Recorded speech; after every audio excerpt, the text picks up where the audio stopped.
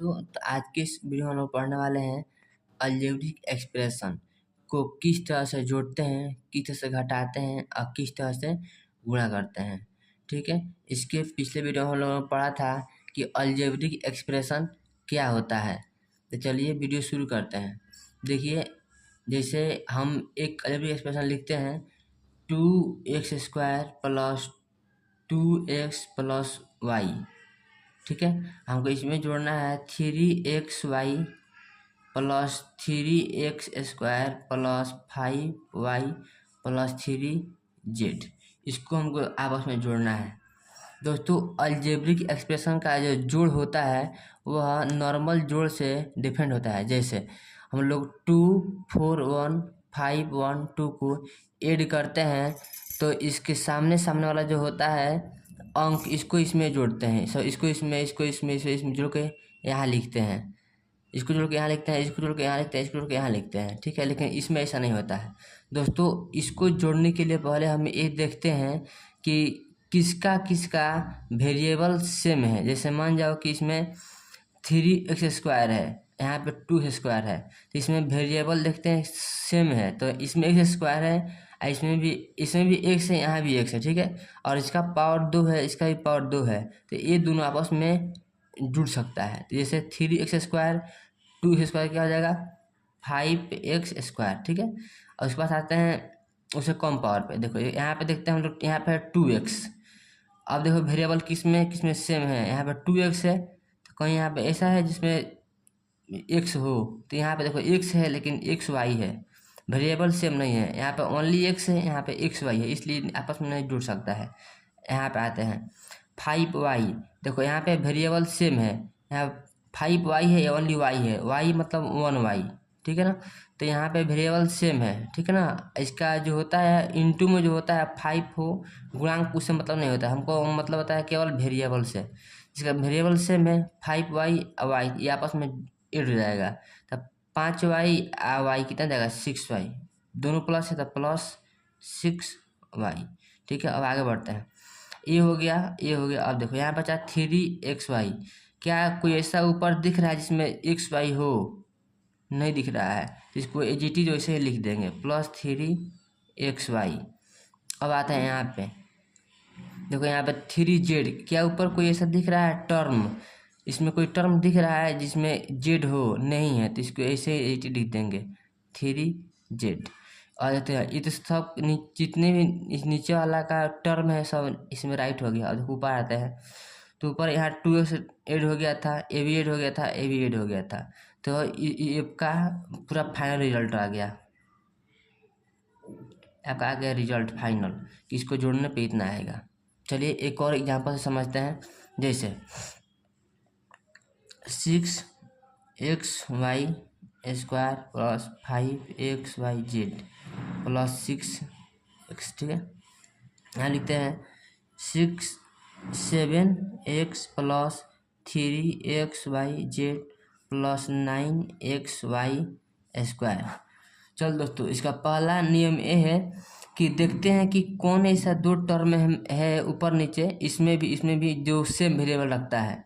देखो यहाँ पर 7x है, तो इसमें देखते हैं सबसे बड़ा पावर क्या है, y का पावर 2 है, तो पहले इसको जोड़ेंगे। यहाँ पे है 6xy², यहाँ पे है 9xy²। देखो भाई, इसमें भी xy है, इसमें भी xy है, यहाँ भी x का पावर 1 है, यहाँ भी x का पावर 1 है, और यहाँ भी y का पावर 2 है, यहाँ भी y का पावर 2 है। मतलब क्या है, ये समान टर्म है, इसको बोलते हैं लाइक टर्म, ठीक है, तो ये समान टर्म हो गया, पद हो गया, तो ये आपस में ऐड हो सकता है, तो इसको इसमें ऐड कर देंगे तो कितना जाएगा 9 6 15, तो 15xy²। ठीक है, ये भी प्लस में है, ये भी प्लस में, तो इसलिए आगे प्लस है। ठीक है, अब देखो यहाँ पे आते हैं xyz में, तो यहाँ देखो 3xyz, इसमें 3 वेरिएबल है xyz। इसमें देखो क्या है xyz, सेम वेरिएबल है xyz, तो आपस में ऐड हो सकता है, तो ये भी प्लस में, ये भी प्लस में है, तो यहाँ प्लस रहेगा, तो इक्वल 5 3 8 8 और xyz। ठीक है, अब ये हो गया आता है इस पे, देखो 7x है, यहाँ पर 6x है, इसे भी सेम वेरिएबल है, आप पावर भी सेम है, इसलिए 7x और 6 कितना जाएगा 7 6 13, 13x आपका ये रिजल्ट आ गया, फाइनल रिजल्ट। इसको हम बोलते हैं आंसर, आपका फाइनल रिजल्ट आ गया ये वाला, ठीक है। चलिए एक और एग्जाम्पल समझते हैं। जैसे यहाँ पे लेते हैं हम 9x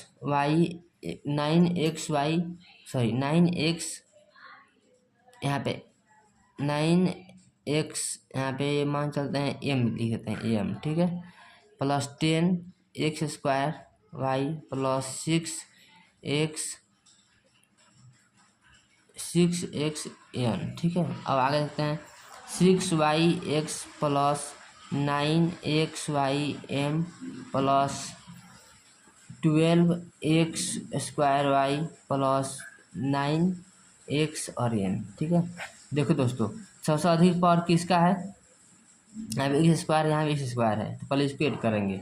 देखो इसमें वेरिएबल सेम है, x है। अब वेरिएबल का पावर भी सेम होना चाहिए। जैसे यहाँ x का पावर 2 है, यहाँ पे x का पावर 2 है, यहाँ पे y है, दोनों का पावर भी सेम है, इसलिए दोनों ऐड हो जाएगा, ठीक है। यदि यहाँ पे ये रहता है, यदि x² y रहता है, यहाँ पर रहता है 10xy, तो वेरिएबल तो सेम है दोनों में, लेकिन पावर सेम नहीं है, इसलिए ये दोनों ऐड नहीं हो सकता था, ये ऐड नहीं होगा, ठीक है। लेकिन ये ऐड हो जाएगा कि यहाँ वेरिएबल भी सेम है, x y और पावर भी सेम है, इसलिए 10x² y plus 12x² y मतलब हो जाएगा 10 12 कितना हो जाएगा 22, तो 22x² y, ठीक है। अब इसमें आते हैं आगे xym, यहाँ 9xym दोनों का वेरिएबल सेम और पावर भी सेम, इसलिए 9 9 18 xym हो जाएगा। फिर आगे बढ़ते हैं, ये हो गया। अब देखो यहाँ 6yx, यहाँ पे कोई ऐसा टर्म है जिसमें yx है नहीं है, तो इसको ऐसे लिख देंगे 6yx। अब देखिए आगे बढ़ते हैं, ये हो गया, ये भी हो गया था, ये भी हो गया। अभी देखिए इसमें 9xn, यहाँ पे 6xn, दोनों का वेरिएबल सेम और क्या है n, दोनों का वेरिएबल xnn, अब पावर भी सेम है, इसलिए दोनों ऐड हो जाएगा 9 6 15 प्लस 15xn, आपका रिजल्ट आ गया, बोलते हैं रिजल्ट आपका आंसर। इस तरह से हम लोग अलजेब्रिक एक्सप्रेशन को जोड़ते हैं दोस्तों। अब घटाने की प्रक्रिया जो होता है, इसको अलजेब्रिक जो एक्सप्रेशन होता है, इसको घटाने की प्रक्रिया भी सेम होता है। जैसे सेम टू सेम वैसे ही इसको हिंदी में बोलते हैं बीजीय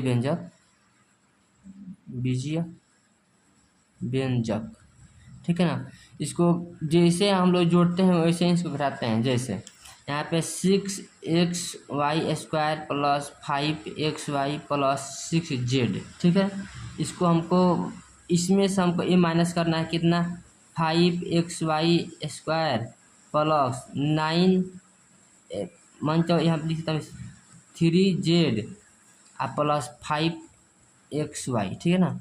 देखो तो इसमें सेम देखेंगे, यहाँ पे 5x² है, तो देखेंगे यहाँ से लेकर यहाँ तक किसमें 5x² है, तो इसमें x² है, इसमें भी वेरिएबल सेम है, इसका पावर भी सेम है, y है, इसका पावर 2, इसका पावर 2, तो 6x² में से माइनस होगा 5x², तो क्या होगा ओनली होगा 1x², ठीक है। अब देखो यहाँ 3z यहाँ पे है, क्या इसमें कोई ऐसा है इसमें 3z आया होगा, इसमें z आया है, ऐसे मान लीजिए z है, इसमें z है, वेरिएबल दोनों का सेम है, तो 6z में जाएगा 3z, तो क्या होगा दोस्तों, तो इसका हो जाएगा आपका प्लस 3z। अब देखो 5x², इसमें कहीं है जिसमें xy हो, यहाँ पर xy है, ठीक है। तो यही वेरिएबल सेम है दोनों, x y, अब 5 में जाएगा 5 0, ठीक है ना, तो प्लस 0xy लिखो, 0xy का मतलब होता है 0 गुणे x गुणे y, 0 इंटू में आ गया मतलब क्या सबको 0 कर देगा, इसलिए ये 0 इसको 0 के इक्वल हो जाएगा, मतलब ये 0 इसको हम लिख सकते हैं, ठीक है।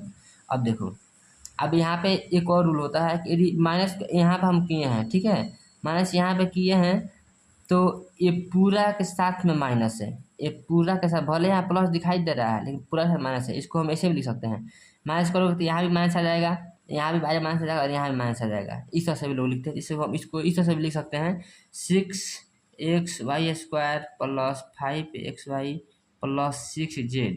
अब माइनस अब करोगे यहाँ पे 5xy² plus 3z plus 5xy।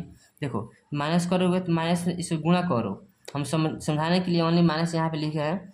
तो क्या हो जाएगा, माइनस जब करोगे तो हो जाएगा आपका -5xy², यहाँ plus into minus -3z plus into minus into plus क्या जाएगा -5xy, इस तरह से। तो अब इसको तुम इसमें से इसको माइनस करोगे, ठीक है ना।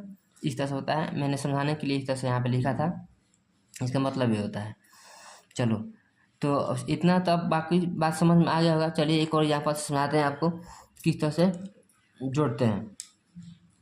जैसे आप लिख दिए हम 3xy³ plus 5y³ plus 9p³ plus 3z, ठीक है।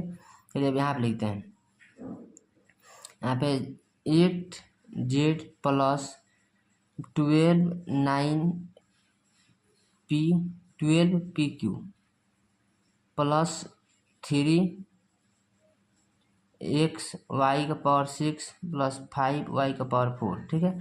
चल दोस्तों, इसमें क्या है, सबसे अधिक क्या है, पावर 6 है, y की पावर 6 है। क्या ऊपर कोई ऐसा टर्म है जिसमें xy हो? देखो xy यहाँ पर है, लेकिन देखो यहाँ x का पावर 1 है, यहाँ भी x का पावर 1 है, लेकिन y का पावर 6 है, y का पावर 3 है, तो इसलिए 8 नहीं हो सकता है।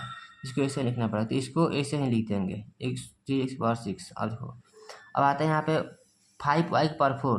क्या ऊपर कोई ऐसा टर्म है जिसमें 5 इसमें y हो लेकिन उसका पावर भी 4 हो? जैसे y है लेकिन y का पावर 3 है, यहाँ पे 4, तो ये भी 8 नहीं हो सकता है, इसलिए इसका लिख देंगे y 5y का पावर 4, ठीक है। अब देखो ये हो गया। अब देखो यहाँ पे आते हैं 12p³।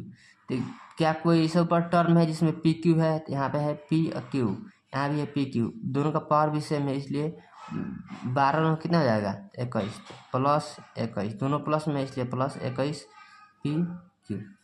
आगे देखते हैं इसमें 8z। क्या कोई इस टर्म है जिसमें z है? तो यहाँ है 3z आगे कितना जाएगा प्लस 11z, इतना होगा। देखो ऊपर देखते हैं 3x³, तब यहाँ देखते हैं 3x³, तो प्लस 3x³ वैसे आ जाएगा, सॉरी 3xy³ वैसे आ जाएगा। फिर प्लस 5y², तो 5y³ आ जाएगा। फिर 9p यहाँ ऐड हो गया था, एक ये आपका रिजल्ट आ गया फाइनल, ठीक है। इस तरह से हम लोग अलजेब्रिक एक्सप्रेशन को जोड़ते हैं, घटाते हैं। चलिए अब नेक्स्ट वीडियो में मिलते हैं, जिसमें आपको सिखाएंगे किस तरह से गुणा किया जाए, किस तरह से गुणा होगा और किस तरह से डिवीजन होता है, ठीक है। और आपको बीजीय व्यंजक में कोई कन्फ्यूजन है तो मेरा जो प्रीवियस वीडियो है उसमें देख सकते हैं कि बीजीय व्यंजक क्या होता है, यानी अलजेब्रिक एक्सप्रेशन क्या होता है, ठीक है। अच्छे से इसकी रिविजन करते रहिए दोस्तों, तभी ये चीज़ें आपको हमेशा दिमाग में रहेंगी और आपको आगे सॉल्व करने में और आगे पढ़ने में कोई कठिनाई नहीं करेगी।